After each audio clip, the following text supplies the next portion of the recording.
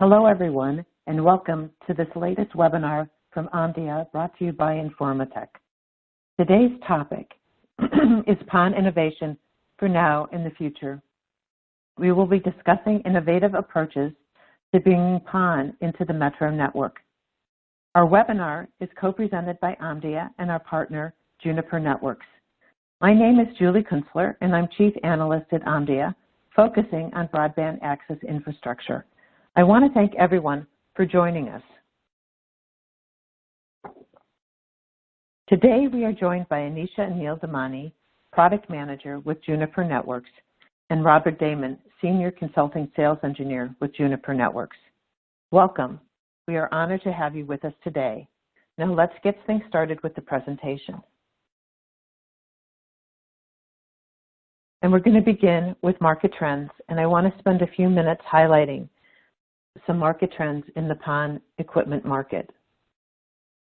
The first is looking at measuring PON success. PON is the fiber access technology of choice. We've seen very strong growth in the PON equipment market. There's been deployments by a wide range of operator types, including integrated, fixed only, and even mobile only. We've seen this in all regions. China is no longer dominating consumption of the global market, as numerous operators in Europe, the Middle East, Asia Pacific, North America, South America, and Africa are building fiber access networks using PON. In addition, there is very strong movement to next-gen PON, and in some regions, next-gen PON has begun to dominate networks. Next-gen PON is supporting traffic growth from residential, enterprises, and X-haul transport. Vendors are entering the ecosystem with innovative approaches, bringing access to existing solutions and strengths, such as adding access to switching and routing, and adding PON features and functions into the BNG platforms. PON has been evolving from what was considered a best efforts technology for fiber to the home and fiber to the building to being able to handle very different types of traffic in different types of applications. It is the underlying technology for what we're calling the unified fiber access networks, trying to take advantage of that optical distribution network build and using it for many different types of applications. While not all traffic will be put onto a PON network, the underlying ODN can support different types of customers and requirements. The rapid adoption of 10G, and specifically XGS-PON, 10G symmetrical GPON, and the use of PON for residential and non-residential is attracting new approaches to PON technology and new vendors, which brings us to Juniper Networks. Over to you, Anisha, who will talk about the problems and challenges in the PON system. Thank you, Julie. So as Julie mentioned, vendors are entering the PON space, and next generation PON is dominating different use cases. The important question is, why are they doing it? With the increase of work from home, homeschooling due to COVID, the demand for high-speed services has increased, which essentially means that the traffic in metro space is growing fast. In situations like this, the operators are looking for a solution that provides increased speeds, easy to scale options, and efficient paths to access the services. Let us explore the options available for last mile technology. Option 1 is Ethernet to home, which is a little complex to deploy. Option 2, DSL, but operators are looking for a little bit of more faster solution. 3 is cable technology, but the requirement is very different from cable technology. 5G, which is work in progress, right? So essentially, I understand the requirement is a nice niche of Ethernet to home and cable options. From an operator's point of view, there is also an increased competition that you see. You see Elon Musk satellite offering, Google Fiber entering the space, and of course 5G trying to solve this problem. However, I think PON fits the bill much better. PON is simpler to deploy, You just need a few splitters, and you can now deploy 10 gig PON, which provides loads of bandwidth. Even before we go into more details of the options, which will be covered by Robert, let's take a look at a typical PON deployment. A typical PON deployment has a bunch of ONUs at the access layer connected to a dedicated OLT shelf, which in turn is connected to an aggregation platform and then to a subscriber access. But there are some challenges here. In case of a greenfield, you are essentially looking for an economical, simple, and fast time to market. And in case of a brownfield, you want to upgrade from 10 gig to 10 gig from existing GPON, EPON networks, that is 1 gig or 2.5 gig. So you're looking to do an upgrade from 1 gig or 2.5 gig to 10 gig. In this scenario, what you will have to do is you'll have to upgrade your transport connections, ONTs or access switches, and your OLT shelves. You must also scale your OLT uplink from 10 gig to 100 gig. You must take into consideration the power and space calculation and also deal with vendor lock-in issues. In a nutshell, in case of a brownfield deployment, you must consider an entire end-to-end ecosystem while upgrading. Good news is there is an innovative approach available to avoid all the hassle. Robert will walk us through it in detail. Robert, over to you. Thank you, Anisha. The latest innovation in PON has been the collapsing of the optical line terminal, or the OLT, into a small form factor pluggable optic. This is allowing for the installation in router ports, making a PON network a direct part of the access layer. By leveraging advanced silicon processes, a complete system on chip containing the intelligence to bridge XGS or 10 gig EPON directly to Ethernet is contained in an SFP plus optic. This evolutionary design distributes the OLT functionality, reducing failure impacts and creating a port-based scalable model. This also serves as a form factor to allow for future growth as 25 gig PON and 50 gig PON become standard and developed in the future, using the same pluggable form factor. The result is the elimination of the specialized PON shelf, the optics, and the fiber interconnects to the access router. Now, instead of a single-purpose chassis full of line cards, this allows PON services to be delivered the same way as direct internet access, mobile backhaul, or WAN services. A single access device can be used for residential, commercial, and enterprise applications, no longer limiting PON to just residential broadband. Julie, I believe you have a question for the audience regarding this.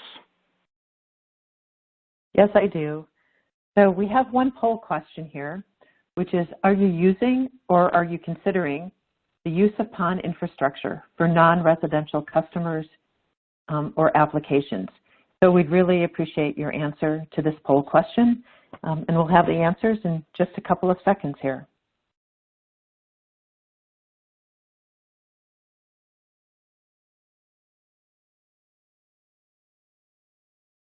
Wow, so this is great news, at least in my opinion, as an analyst, that we are seeing that everyone in the audience is either using PON for non-residential or at least considering it. So Robert, back to you. Thank you, Julie. Yeah, interesting response on that. And remind the audience, just to, if you do have questions, please submit them. And yes, looking at that as far as being able to do non-residential applications, having a modular design really will play into be able to put PON in places that you haven't before. When we compare this modular OLT to traditional PON deployments, we see several advantages. By creating this open environment, the all or nothing model with a single vendor or technology is eliminated. This gives you the ability to rapidly build a best-of-breed design with the right ONU deployment for the right service. So can I stop you for 1 second here, and can you expand a little bit regarding easing into PON? This seems important, especially for network operators that have previously focused on active Ethernet. Sure, Julie. And this modular design allows for an easier deployment of PON to the network by simply just adding a SFP OLT to an existing router port. Services can be quickly deployed as market demands arise. Even if there are current slower speed PON deployments, the modular OLT allows for 10 gig PON to be added without network-wide upgrades. As a result, you'll be able to quickly deploy PON equipment, avoid or eliminate specialized hardware, saving precious space or power, and deploy more services no matter what the last mile technology is used. When you compare 10 gig PON to 1 gig active Ethernet, you can immediately see the benefits in saved ports.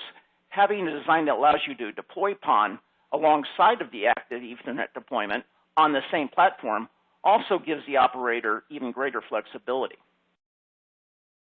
So can we focus for a moment on power? Because there's tremendous focus on carbon neutral. Historically, regulators have really focused on the customer premise side, right? Bringing down or encouraging operators to lower the power consumption of devices in the home, because after all, the regulators are really there to protect the subscriber, the consumer. So I'm interested if you can elaborate a little bit more on how your approach helps to bring down energy usage. That's a great point, Julie. And, power consumption has become a forefront in network design. Newer devices have greatly reduced the power per gigabit when you eliminate, in the equipment, with the faster speed equipment, with the newer designs. But when you eliminate the additional processors, line cards, and fans of a dedicated OLT shelf, you can see that there's going to be a savings that are going to be able to achieve in the central office or in the remote cabinet. This also gives you the ability to reduce the size of the power plant required, the backup power, the batteries required, as well as the cooling equipment, or at least costly, time-consuming upgrades to those devices when you go to upgrade those. One other thing to note is that with the elimination of the OLT shelf, you no longer need the high-speed uplinks to the access router. This frees up additional ports, increases reliability, and reduces cost in both the optic cost as well as the power required to be able to do that.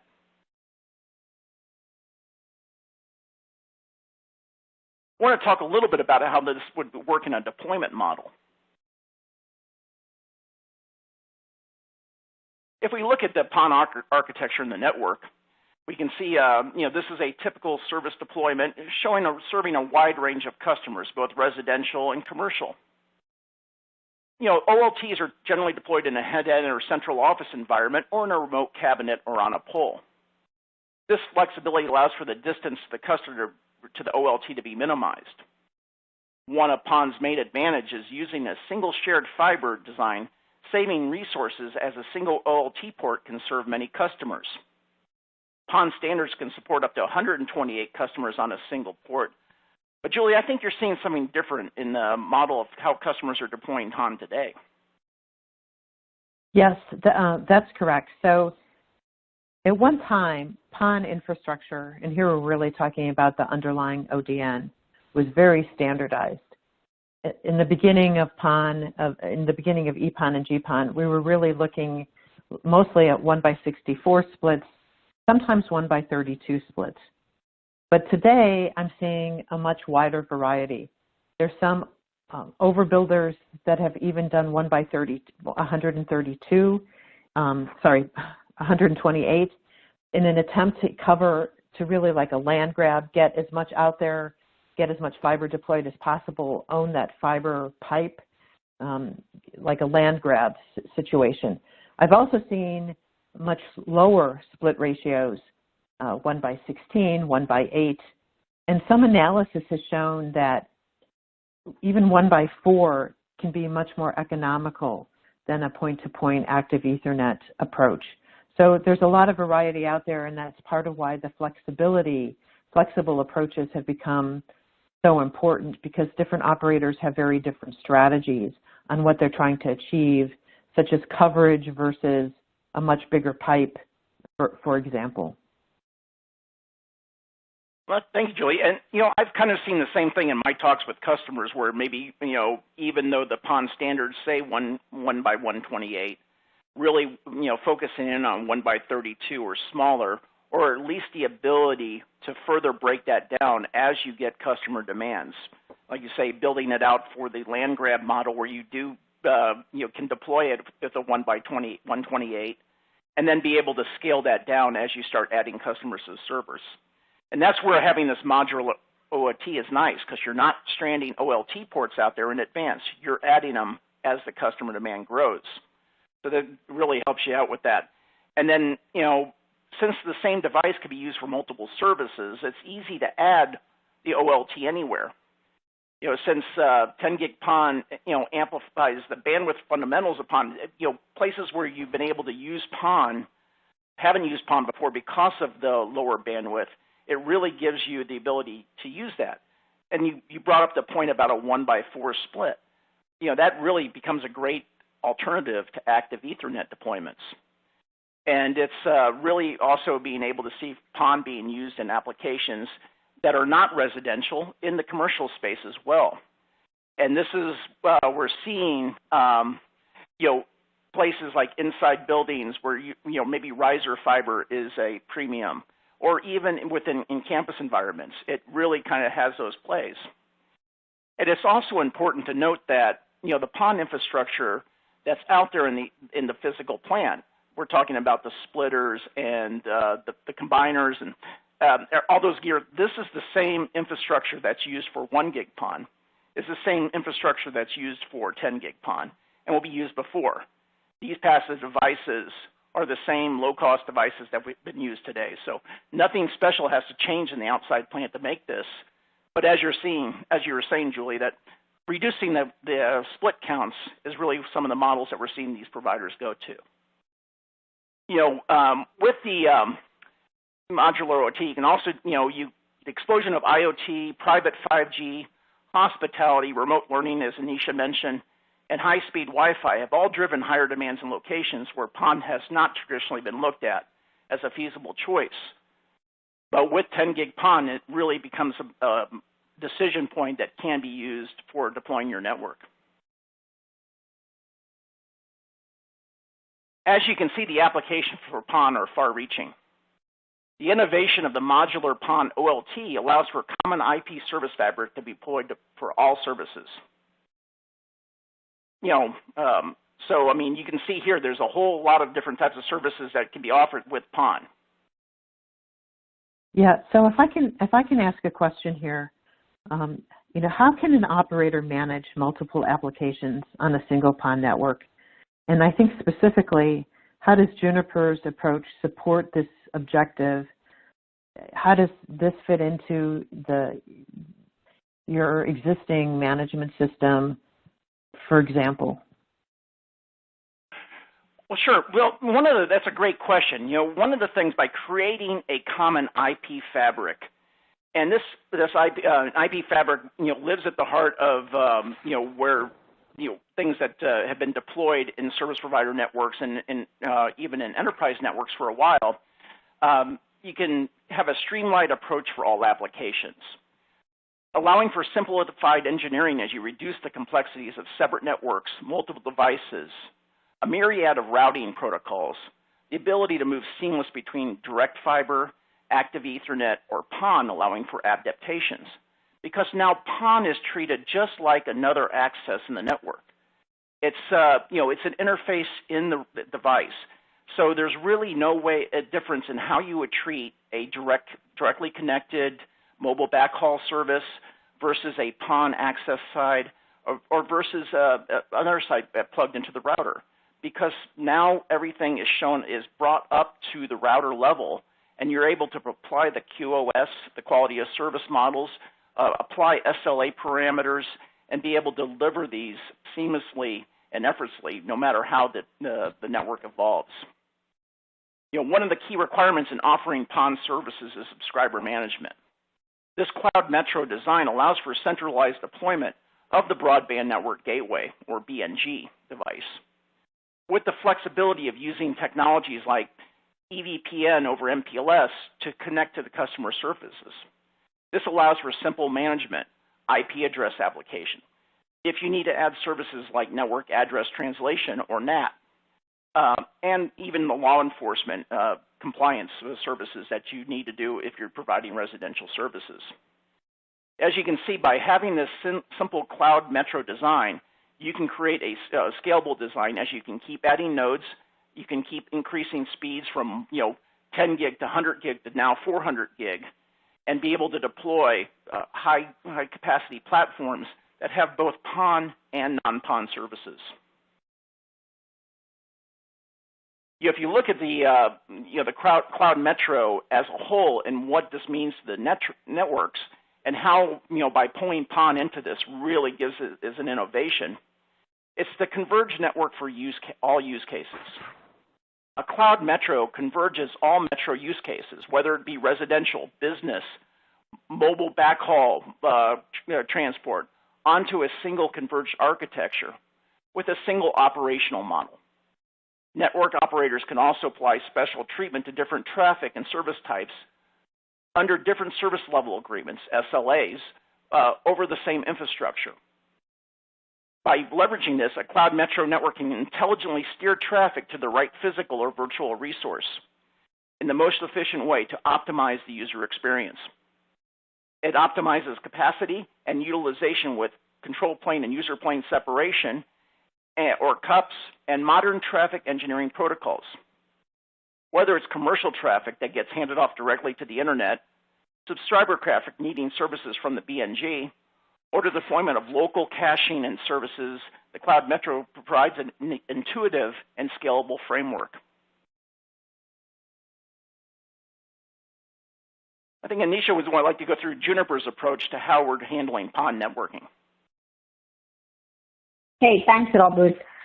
So the unified PON is supported by Juniper's multi-service A65400 series, which also supports advanced metro use cases.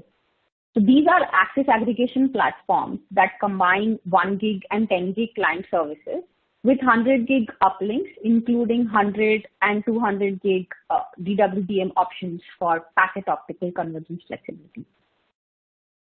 As Robert mentioned, the 10 gig PON OLT in our solution is treated as a standard Ethernet port within the ACX.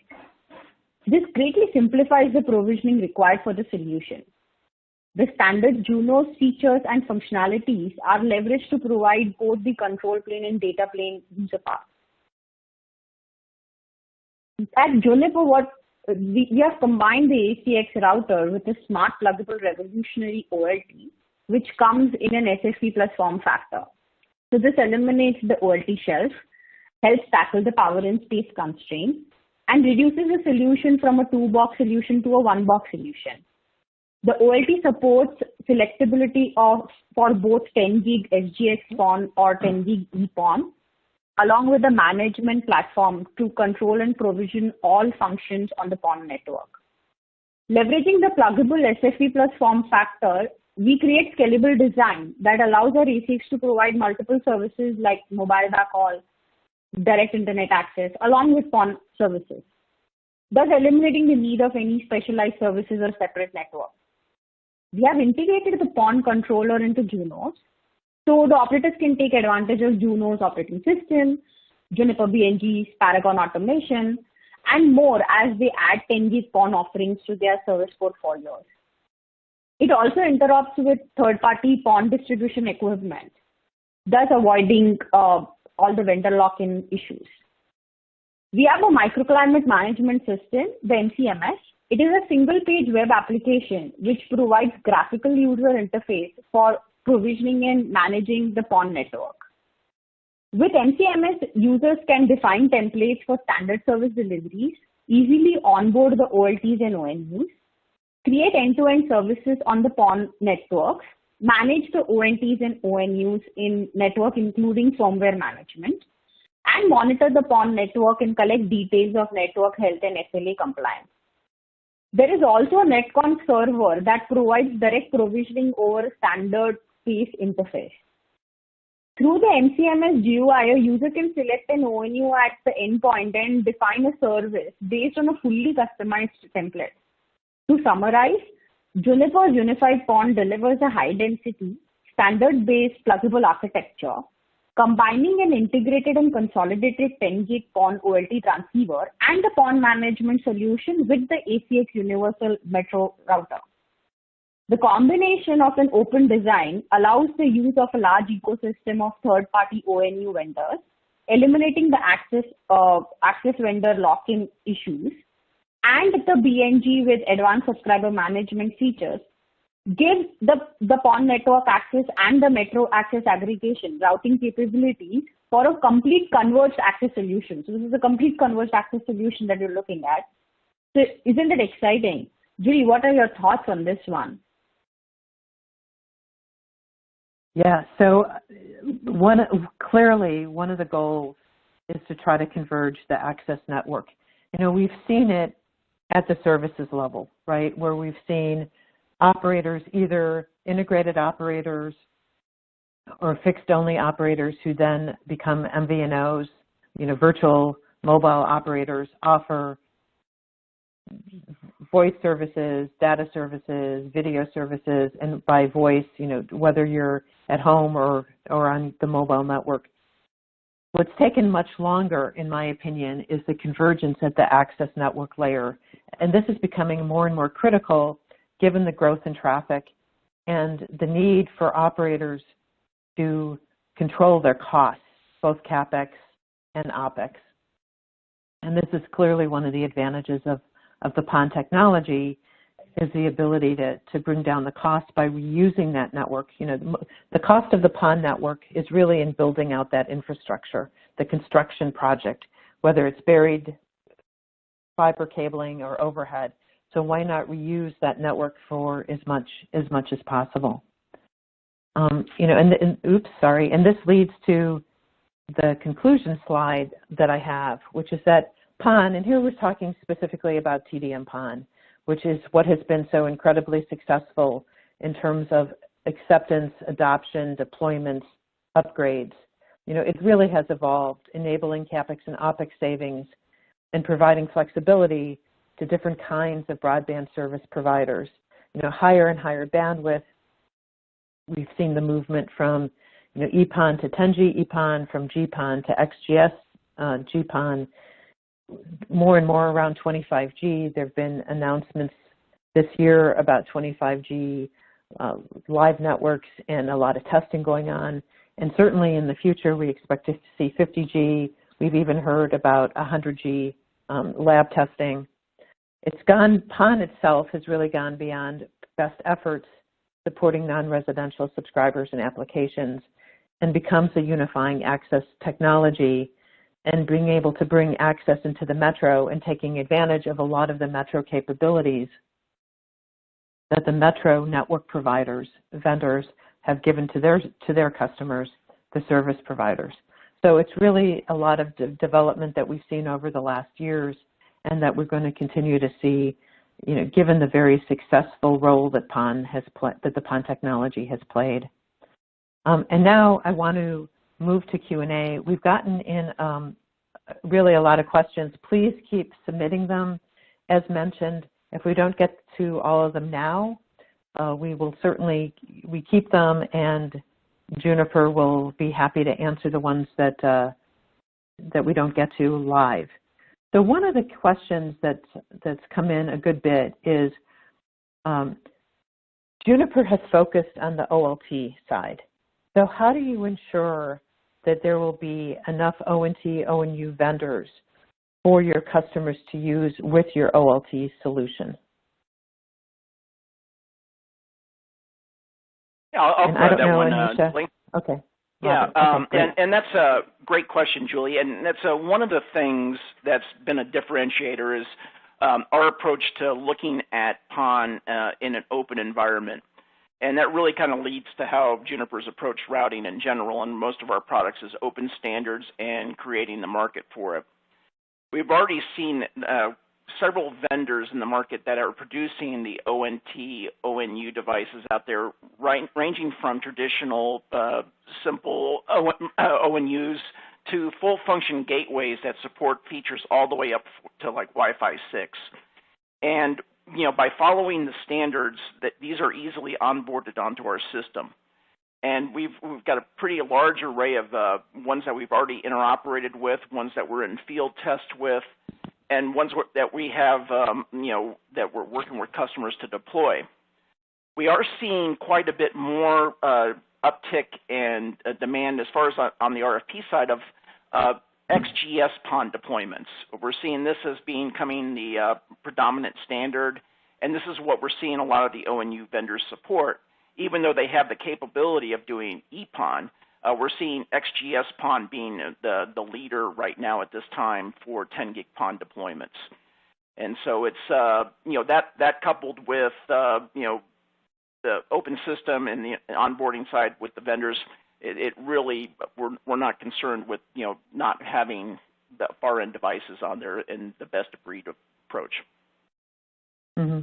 Yeah, thank you. So as an analyst in this market segment, let me add a little bit here about PON and what I'm seeing. So in the second quarter of this year, we already saw in North America XGS-PON shipments almost match those of GPON. So there's been very rapid adoption of XGS-PON OLTs, and here I'm talking on the OLT side. We expect the ONTs are happening, next-gen ONTs, specifically XGS ONTs. But certainly on the network side, we've already seen the movement, very strong adoption of XGS-PON. It's simply, there's a couple of reasons why. One is that it's stable. There's numerous vendors supporting it. It's commercialized, and there's been a lot of lab trials done, a lot of live networks deployments done. So there's a lot of confidence that XGS is mature. Second, the prices are coming down. And so if an operator who's trying to decide between GPON and XGS-PON for 5 times the downstream and 8 times the upstream, because we have to remember that GPON is 2.5 over 1.25. So for tremendous bandwidth growth, your capabilities, you're not paying 8 times for XGS-PON equipment.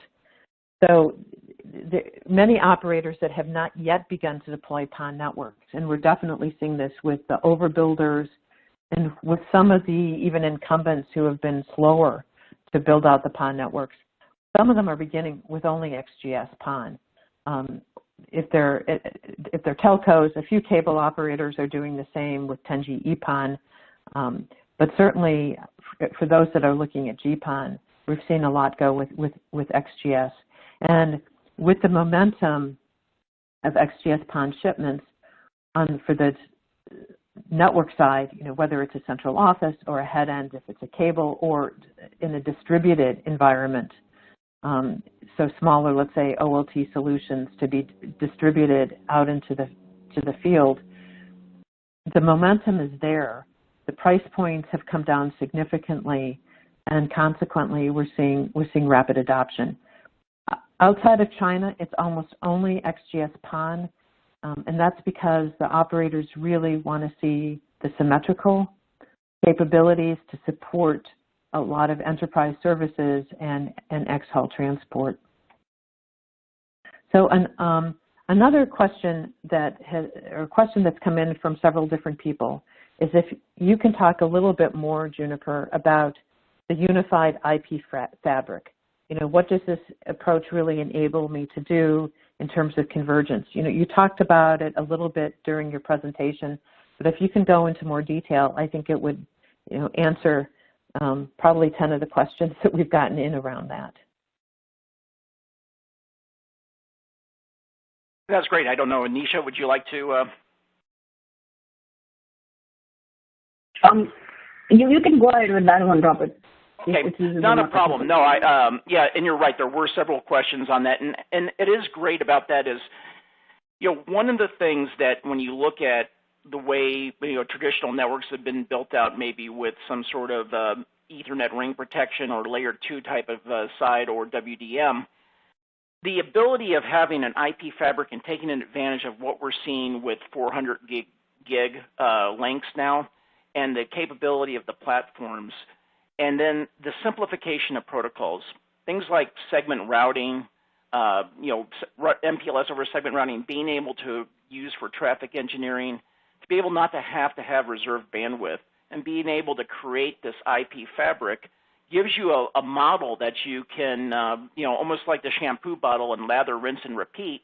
You can actually create the same model for deploying services across your entire network. The edge device now can actually pick up if you're deploying enterprise services, or if you're deploying mobile backhaul, or if you're doing other types of services at the edge. The common IP fabric makes it easy for you as an operator for training, for management, for deployment, to be able to have one common protocol, one common set on there. And this is really what lends it into having PON go into places where PON hasn't gone before with residential side. Whether it's using for IoT devices where you're using PON to aggregate up from outside locations, whether it's in different buildings, or whether it's for hospitality applications. We're seeing quite a bit in the campus market, looking at for dorm room or even remote building sides. There's quite a bit things that by having this, your configuration of the device at the edge, you don't have to put a special device for business services. You're not putting a specialized device for residential services. You're having a common transport side, and you're elevating your transport to this IP service fabric. So if I can just add on a question for you, Robert. So not only have to worry about there being a traffic jam and at the metro level? Yeah, and there is. I mean, if you look at where the growth is, one of the things I like to show the chart is of the metro is where the pressure's at. The metro is seeing as you start upgrading the links, the metro is the first place to feel the pressure. It's and by using an IP fabric versus using traditional layer 2 transports, you're eliminating links that are blocked for loop protection and being able to fully use the bandwidth. Also, by enabling protocols like segment routing, you can now take advantage of traffic engineering. You can actually have your low latency, high bandwidth services take the most express path through the fabric, and being able to spread the best effort traffic along other links in the network. This will allow you to take full advantage of your network before you do costly upgrades of adding links or pulling new fiber. Great, thanks. Another question is around coexistence. So what do you say to an operator who's already deployed either 1 gig EPON or 2.5 gig GPON? How can they work with Juniper's solution here?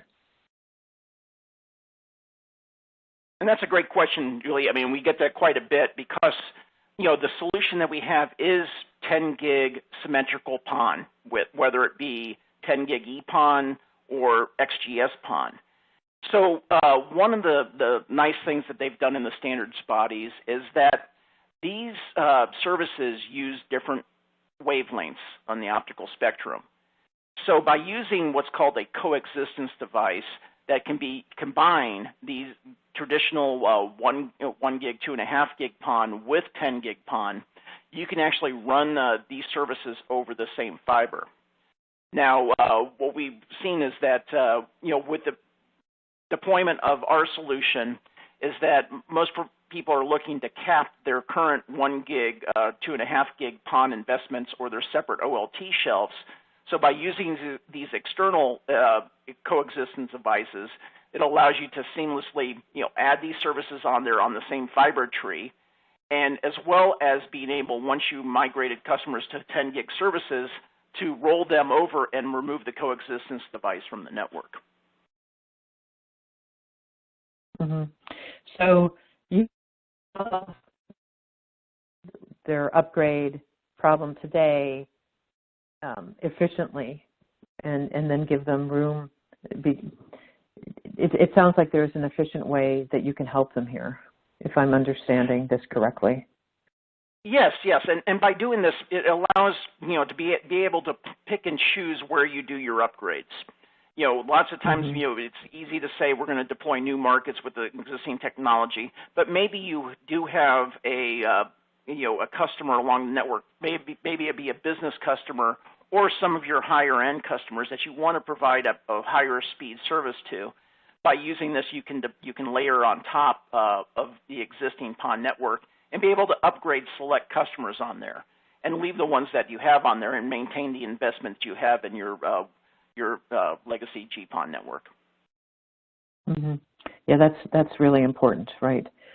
So both of you touched on a topic that I think is extremely important, that once you move outside of residential, you get into a lot of questions around reliability, security, SLAs. Typically as residential users, most residential users don't have SLAs and would not be willing to pay for any type of SLA, service level agreement, or promise of a fix within a certain amount of time, or a payment if that doesn't happen.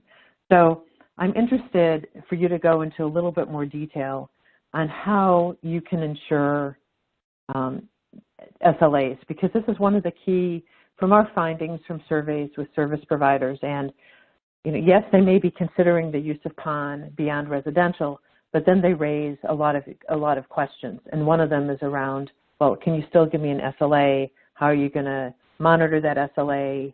What's that SLA going to be based on? I don't know, Anisha, if you want to touch on our active assurance. Yeah, definitely. So essentially, we have the MCMS system, right? And that it will help us monitor the ONTs and ONUs and get all the network health and ensure that the SLA compliance is in place. Along with that, with the fact that the PON controller is integrated on two nodes, we have an entire bigger Paragon automation suite that takes care of the SLA parts, right? So we definitely have product lines in place that are taking care of this SLA demand, right? Like Ask. So it's all there. Like if you look at it from a solution end-to-end point of view, right? So I don't know, Robert, if you have more details that you'd like to share. Sure. I mean, and Julie, I know you mentioned that residential customers don't want to pay for an SLA type of service.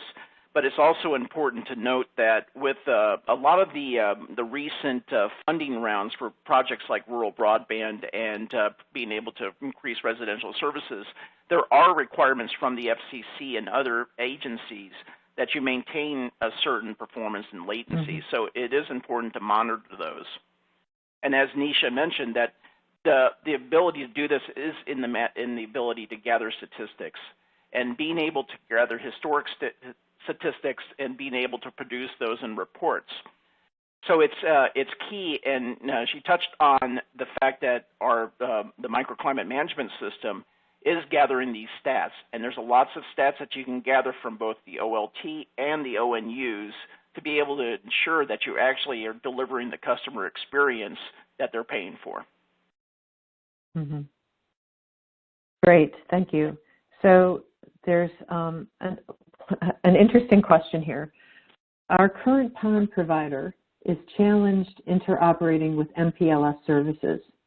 As a leader in MPLS, does the Juniper solution allow us to easily deploy MPLS over the integrated PON network? Sure, and I'll jump onto this. We've cut out the middleman directly by having the PON services on the device. What's kind of nice about that, and what's also nice about Juniper as far as a leader in broadband network gateway services, is that we're able to bring the MPLS direct network all the way up to the PON network, and being able to tunnel subscribers through layer 2 circuits or EVPN across the MPLS network to terminate directly on the BNG. And one of the key features on our BNG platform is the dynamic service creation. So this means you're not manually provisioning subscribers on the BNG. you have the BNG in a listen mode where it's listening for subscribers as they come online and dynamically building the service, authenticating the service, and provisioning the service as they come on there. So, the neat thing about it, and to reiterate, by having the PON OLT as part of the router and part of the Cloud Metro architecture, it's directly integrated with the MPLS network. And you get all the benefits of all the traffic engineering and everything that you do for your other services over MPLS. Mm-hmm. Great. Thank you. Yeah, Julie, so just to add on to that one, right? The fact that the PON control is integrated on Junos, Junos has a bunch of services that can be utilized, right? So this entire transition of the packet transfer is going to be pretty seamless, right? It's not going to cause like a lot of problems with respect to an overlay function. So it's very easy. We can definitely do it. The short answer is yes. Mm-hmm. Yep, great to hear that. So another question is, how does the Juniper, or can the Juniper solution support a distributed architecture for remote locations, like deploying PON in a new business park? Interested in, this question came in a couple of different forms, but the point is about distributed architecture. Sure. I mean, I think, by nature, with the modular OLT, that is a distributed architecture. We are now putting the OLT, all the intelligence of it, on a single SFP+. So instead of a single OLT shelf, you're distributing the OLT functions across the individual plugs. So you're decreasing the blast radius of the failure of a single device. But what this also means is now this OLT can live outside of the traditional network locations. This could live in the basement of a building. This could live in a wiring closet at the end of in a strip mall. So this allows you to push these services further out, and all your OLT ports don't need to be in a single location. And that's what the flexibility of this modular design brings to you. And being able to connect them all together with the IP service fabric and being able to deploy those in devices that are either in conditioned spaces or out in hardened locations, this gives you the flexibility to provide those services and get into those markets. Anisha, do you? Mm-hmm. Yes, definitely. Nothing more to add on to that one. Great, thanks. So there's a couple of questions here that I would like to take, and it's around the next generations of PON and what do I see happening. So one of them is, what's my take on NG-PON 2? So NG-PON 2 has only been deployed by a very few operators. And what it comes down to is the cost of tunable lasers. They're just expensive. So from an architectural viewpoint, NG-PON 2 reminds me a lot of WDM-PON, which is that it's great on paper and it looks like it has many advantages on paper. The problem is the cost. And because NG-PON 2 has not been widely deployed, it does not have any volume behind it, which means that the cost, there's just not enough pressure to bring down the cost of those tunable optics. So I don't expect to see it widely deployed. I don't expect to see it gaining significant momentum. And you can see that in the OMDIA equipment forecast, that yes, there will be some deployed every single year, but it's just not in volume compared to XGS-PON. So what about 25G PON versus 50G PON? And I hate the use of the word versus here, because to me it's both. So we've begun to see some 25G PON. It's not standardized by the ITUT. It has been standardized by the IEEE. MSA was formed around 25G PON, and as I mentioned earlier, we began to see some deployments this year, and we expect more. It's not for, in my opinion, 25G PON fills a need, and the need comes from two places. It comes from service providers who want to be able to offer 10 gig services, even up to 15 gig services to enterprises. So there are a number of broadband service providers who have gone aggressively to enterprises and to bring those enterprises onto the PON network with high bandwidth services. Not every enterprise, of course, needs 10 gig or 15 gig or beyond, but with 25 gig selectively used, they can offer those higher bandwidth services.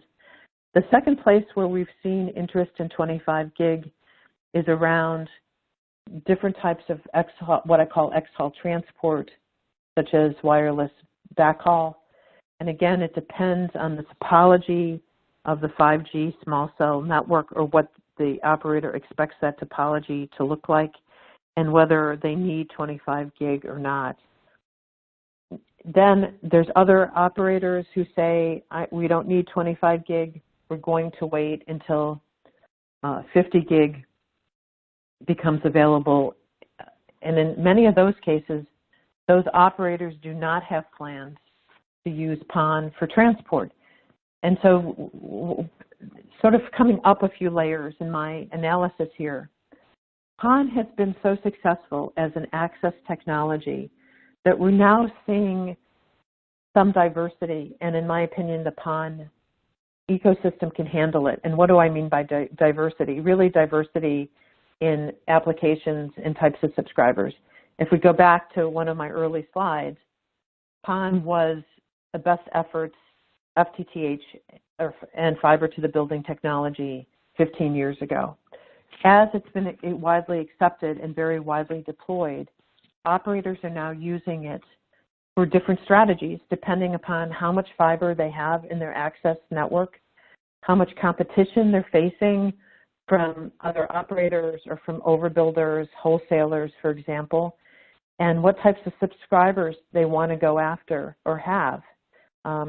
So there's a lot of different strategies now forming around the access network and how best to make more money on that optical distribution network. So we're seeing more diversity, and the good news is that the ecosystem is at the point where it can handle it well. So this is another question around SLAs. So regarding PON SLA monitoring and end-to-end service KPI monitoring, would you recommend use of Y.1731 in general, and specifically for a network of around 300,000 subscribers? So I know that this is a very specific question. I don't know, Robert or Anisha, if you want to take that one.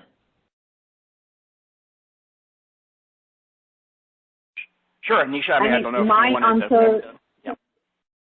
Yeah, Robert, I will take that. You can add on after me. I think my answer is just gonna be like, it really depends, right?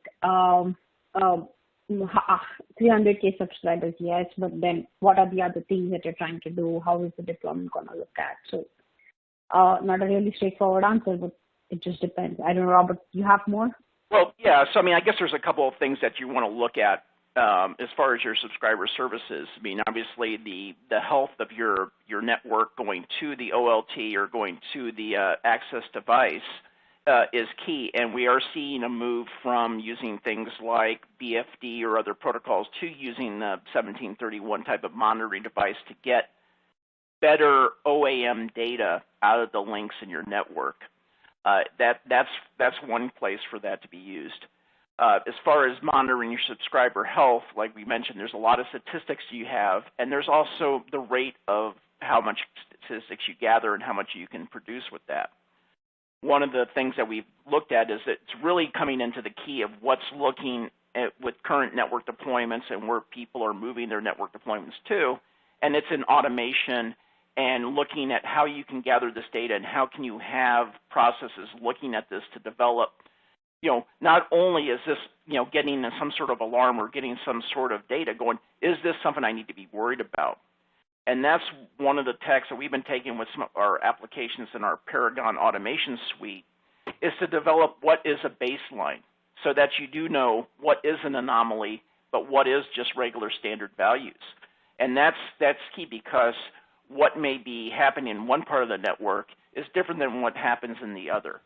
So again, I think going back to your question about using Y1731, I think that's important to incorporate into your network, to look at your link health, look at your connections on that side, and being able to gather additional data that you would probably not traditionally have with other OAM protocols.